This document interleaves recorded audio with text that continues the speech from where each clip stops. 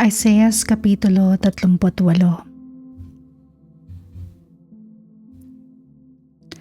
Nagkasakit si Hezekias. Nang panahong iyon, nagkasakit ng malubha si Hezekias at nasa bingit na ng kamatayan. Kaya siya'y dinalaw ni Isaias na anak ni Amos. Sinabi niya sa hari ang utos na ito ni Yahweh. Ipatawag mo ang iyong sambahayanan at gawin mo ang iyong mga huling habilin sapagkat hindi ka nagagaling, mamamatay ka na. Pagkarinig nito, umarap siya sa dingding at nanalangin. O Yahweh, alam mo kung paano ako namuhay sa iyong harapan. Naglingkod ako sa iyo ng tapat at ang ginawa ko'y pawang nakalulugod sa iyong paningin. Pagkatapos, nanangis siya ng malakas. Muling nagsalita si Yahweh kay Isaias. Ang sabi sa kanya, sabihin mo kay Hezekias ang sinasabi ni Yahweh, ang Diyos ng iyong ninunong si David. Nakita ko ang iyong pagluha at narinig ko ang iyong dalangin. Kaya dadagdagan ko pa ng 15 taon ang iyong buhay.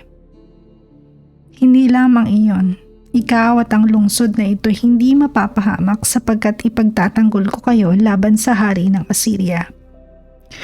Ito ang palatandaang ibibigay ko sa iyo, sa iyo ni Yahweh, para patunayang tutuparin niya ang kanyang pangako. Ang anino sa orasan sa palasyo ni Haring Ahaz ay pababalikin niya ng 10 guhit, at gayon nga ang nangyari. Ito ang awit na isinulat ni Haring Hezekias ng Juda matapos na siya'y gumaling. Minsa'y nasabi kong sa katanghalian ng buhay, ako ay papanaw. Sa daigdig ng mga patay ako masasadlak upang manatili doon sa buong panahon ng aking buhay. At nasabi ko ring hindi ko na makikita si Yahweh at sino mang nabubuhay sa lupa. Katulad ng toldang tirahan ng pastol, inalis na sa akin ang aking tahanan. Ang abang buhay ko'y pinuputol mo tulad ng tela sa isang tahian. Ang aking akala'y wawakasan na ng Diyos ang aking buhay. Ako'y lumuluha sa buong magdamag, hindi makatulog, parang nilalansag. Parang nilalamon ng leon ang aking buong katawan. Ang aking akala'y wawakasan na ng Diyos ang aking buhay. Tumataghoy ako dahil sa hirap, parang isang kalapating nakakaawa. Ang mga mata ko ay pagod na rin dahil sa pagtitig doon sa itaas.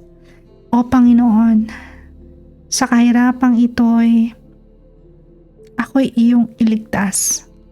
Ano pa ang aking masasabi? Ang may gawa nito ay ikaw. Ngunit masakit ang aking kalooban at hindi ako makatulog. O Panginoon, ang mga nilikha ay nabubuhay dahil sa iyo. Ako'y pagalingin at ang aking lakas sana'y ibalik mo. Ang hirap na ito'y aking nalalaman na tanging ako rin ang makikinabang. Iyong inililigtas ang buhay na ito, hindi mo hinayaang mahulog sa hukay. At pinaptawad mo ako sa aking mga kasalanan. Ang patay ay hindi na makapagpupuri sa iyo o makakaasa sa iyong katapatan. Mga buhay lamang ang makapagpupuri sa iyo tulad ng ginagawa ko ngayon. At tulad din ng ama na itinuturo sa mga anak ang katapatan. Si Yahweh ang magliligtas sa akin, kaya sa saliw ng tugtog siya'y ating awitan. Sa banal na templo ni Yahweh, tayo ay umawit habang nabubuhay.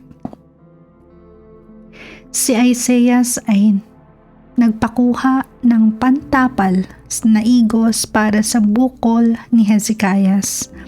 At gumaling naman ito. At tinanong ni Hezekias, ano ang magiging palatandaan na ako'y maaaring umakyat sa templo ni Yahweh?